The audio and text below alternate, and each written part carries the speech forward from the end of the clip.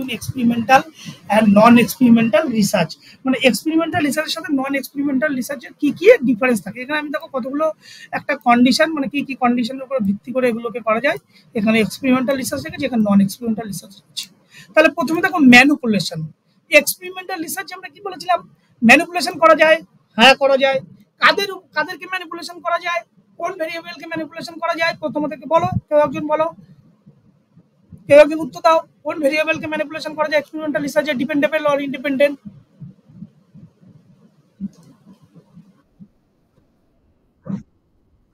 Independent ভেরিয়েবলের উপর manipulation করব, আর এফেক্টটা কাকে দেখবো, কোন ভেরিয়েবলের উপর এফেক্ট দেখবো, ডিপেন্ডেন্ট ভেরিয়েবলের উপর এফেক্ট দেখবো।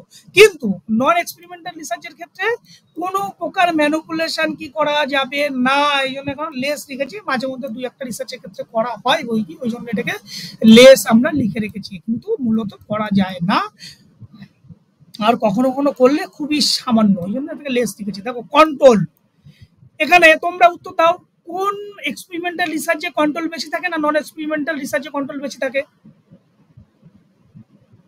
বলো, এক্সপেরিমেন্টাল রিসার্চে কোনো ট্রিটমেন্ট দিচ্ছ, কেউ একজন বলো,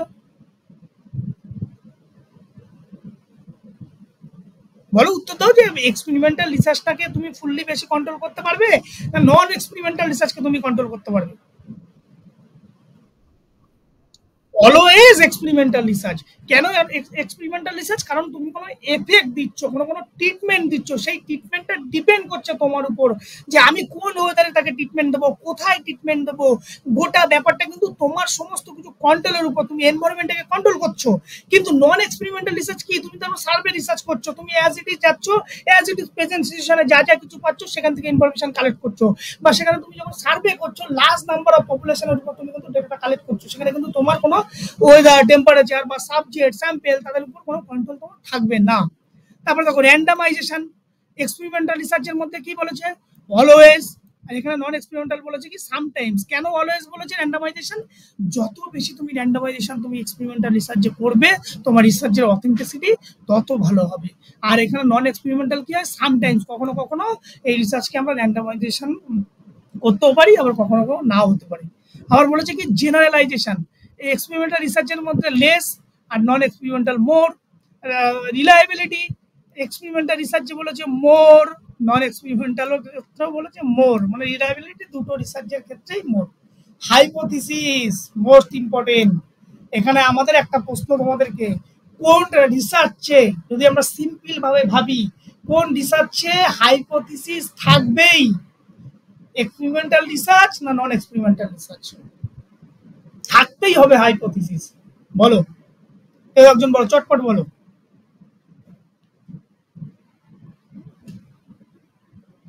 বলো বলো বলো। হাইপোথিসিস মানে কোনো কিছুকে অ্যাজাম্পশন ধরে নিয়ে কাজটাকে এগোবে। Always experimental research without hypothesis কিন্তু সম্ভব নয়। তুমি একটা ট্রিটমেন্ট দিতে যাচ্ছ, তুমি একটা কোনো ট্রেনিং এর এফেক্ট দিতে চাইছো, তাহলে এই যে ট্রিটমেন্ট বা কোনো ট্রেনিং এর এফেক্ট যখন তুমি দেবে, তোমাকে আগে কিন্তু হাইপোথিসিস ড্র করতে হবে, যে আমি এরকম ট্রেনিং দিতে পারছি, এর ফলে এরকম চেঞ্জ হতে পারে। সেই হাইপোথিসিসটাকে ধরে কিন্তু তুমি তোমার রিসার্চটাকে এগোবে। এই জন্য অলওয়েজ এক্সপেরিমেন্টাল রিসার্চের মধ্যে হাইপোথিসিস থাকবে, কিন্তু নন এক্সপেরিমেন্টাল রিসার্চে হাইপোথিসিস নাও থাকতে পারে। এখানে ওপেন রিসার্চ করছেন বলছি, ধরো ডেসক্রিপটিভ রিসার্চ আমাদের বলেছিলাম, সেখান থেকে হাইপোথিসিস থাকাটা জরুরি। সার্ভে রিসার্চে হাইপোথিসিস নাও থাকতে পারে, এই জন্য বলছি ওপেন রিসার্চ করছেন। তারপর দেখো আরেকটা আছে অ্যাপ্রোচ। কেমন ধরনের এক্সপেরিমেন্টাল রিসার্চ? Deductive approach. কেন ডিডাকটিভ অ্যাপ্রোচ? কারণ এখানে ইন জেনারেল কোনো নলেজ থেকে সেটাকে কি করছি, স্পেসিফিক কোনো কিছুকে দেখার চেষ্টা করছি। আর হচ্ছে নন এক্সপেরিমেন্টালকে ইনডাকটিভ অ্যাপ্রোচ, মানে জেনারেল কোনো স্পেসিফিক কোনো নলেজ থেকে আমরা ইন জেনারেল যখন কোনো কিছুকে বলছি, সেই জন্য অ্যাপ্রোচ কিন্তু মাথায় রাখবে, যে ডিডাকটিভ অ্যাপ্রোচ কোন ধরনের রিসার্চের ক্ষেত্রে হয়, এক্সপেরিমেন্টাল রিসার্চের ক্ষেত্রে ডিডাকটিভ।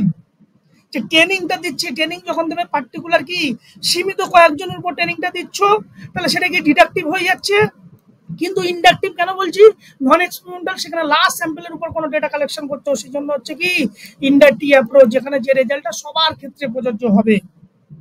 নেচার কি বলেছে, এক্সপেরিমেন্টাল রিসার্চ অলওয়েজ কোয়ান্টিটেটিভ, কিন্তু নন এক্সপেরিমেন্টাল কোয়ালিটেটিভ এবং কোয়ান্টিটেটিভ বোথই হতে পারে। ফাইন্ডিংস কি বলেছে, কজেস অ্যান্ড এফেক্ট, এখানে আমরা কোনো কিছু ট্রেনিং দেবো, তার এফেক্ট দেখবো, কিন্তু নন এক্সপেরিমেন্টালে কিন্তু কোনো এফেক্ট দেবো না, এখানে identify meaning as it is যা থাকবে সেটাকে আমরা দেবো। ক্লিয়ার?